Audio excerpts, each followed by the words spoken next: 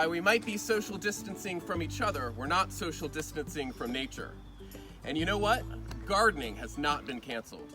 Hi, I'm Keifer Calkins, and I manage Fort King National Historic Landmark, and I'm here to tell you about this fantastic new project that Fort King is doing. It's the Fort King Heritage Teaching Garden.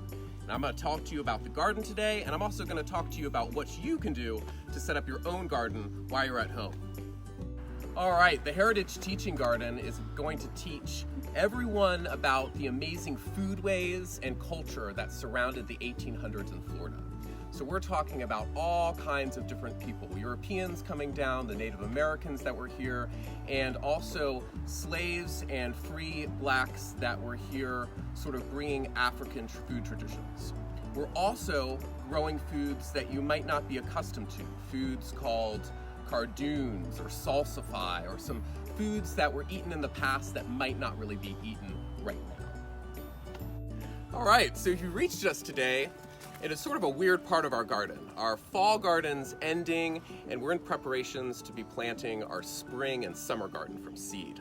So there's some stuff that we've left that's really growing. We've torn out a lot of our garden today and over the past week, and we're planting some new seeds. So we're sort of gonna go on a little tour of what's still growing, what we're growing, and how we're growing it. So some of the stuff that we're still growing is our kale and our collards. These are still really happy.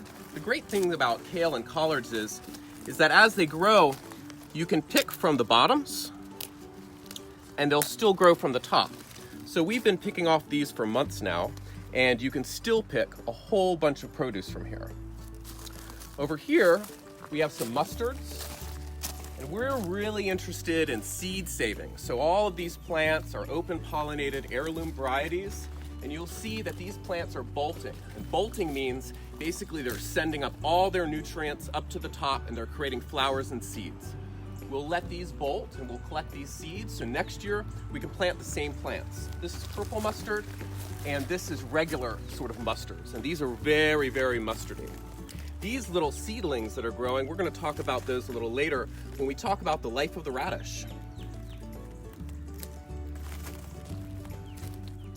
All right, well, you've caught us just in time. We're about to pull all these carrots and make room for a seed bed for some of our spring and summer stuff. So carrots are really, really fun. Now, imagine a garden as a yearly experiment. You get to experiment with all kinds of plants, the way you grow plants, and where you place your plants.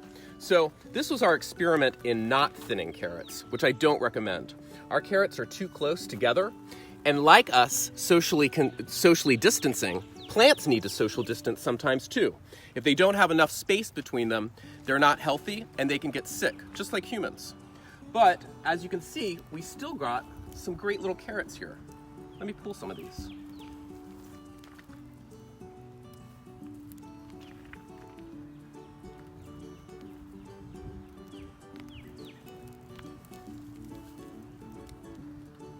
So carrots are a super fun, super cool thing to grow.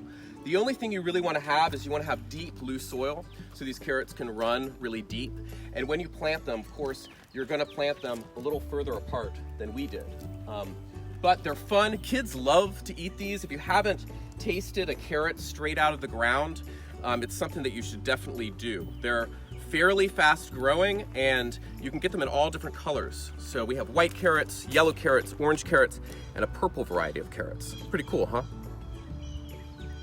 Hello, so we're gonna talk about the radish. So if there is one plant that is really fast to produce, really fun to grow, and exciting in its entire life cycle, it's probably the radish. This right here is the radish at its last stage of life.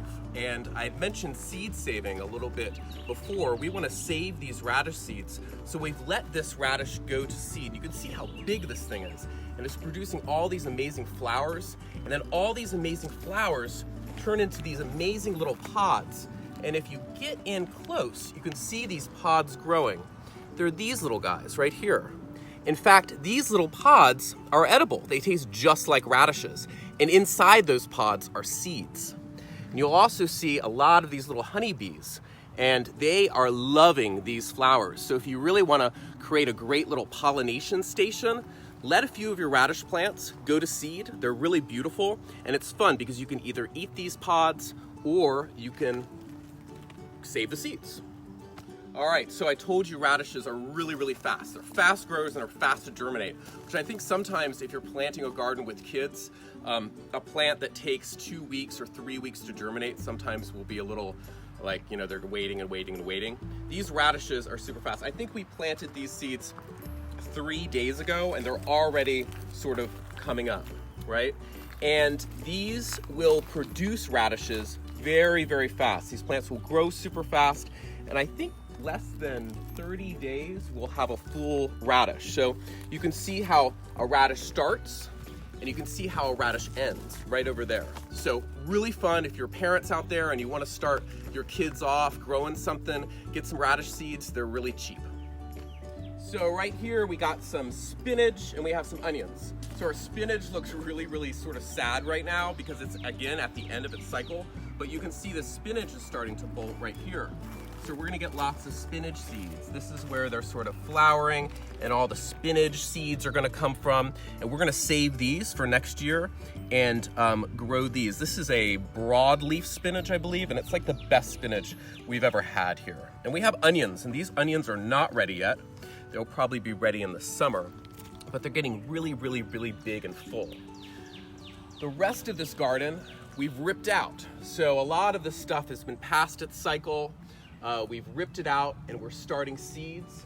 We're also starting this herb garden back here, which is gonna be all herbs. We have chamomile and mint and all kinds of amazing herbs that would have been used in the 1800s. So right now, if you get sick, you can go to the doctor. Back then, if you got sick, you would probably go to a doctor, but all the medicines would have been made out of plants. A lot of it would have been a folk medicine.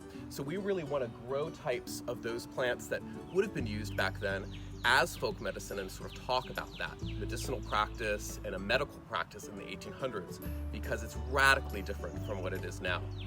The rest of the garden, it's in sort of a state of disarray right now, but it's all part of a plan to plant. We're gonna have rows of vegetables, some corn and sweet potatoes in the back, and along this fence line, we've planted flowers. There's a pyramid of things that we're growing in this garden. We're growing vegetables, we're growing flowers, and we're growing herbs. So those vegetables are things that we can eat. The flowers are things that the bees and beneficial insects can eat and pollinate. And the herbs are things that can nourish our bodies. And so whenever you're growing a garden, like think about those three things, vegetables, herbs, and flowers, because all those things can go together. Also, you don't need a garden this big to start it at home. You can grow in pots if you have a little porch or a veranda or a balcony. You can definitely grow in a 5-gallon bucket. If you have a little spit of earth, you can till that up and you can grow anything, a tomato, a pepper, all kinds of stuff. There's lots and lots of plants that you can grow in containers. All right, guys, that was a little bit of an overview of the garden. This garden is really, really cool, and I hope you guys come out and visit it and check out our progress. We have a lot of work to do to get the spring and summer going, but this is a wealth of information about really cool plants to grow, plants that grow well in this area, the history of plants, the food culture that comes along with plants. We're gonna have plenty of programming up and running when we're open again, and we're gonna have a wealth of educational opportunities here in this garden. Now, here's the deal. If you wanna come and volunteer at this garden, call our center and get with our ranger, Caroline, and she will make you a volunteer gardener. Volunteer gardeners have a great lot of fun here. They get a free t-shirt and you get to take home some of the produce that you grow. You also get to spend beautiful time in this beautiful garden under these beautiful Florida skies. So get out there, go hiking, plant a garden, get into nature, because that's what we got right now.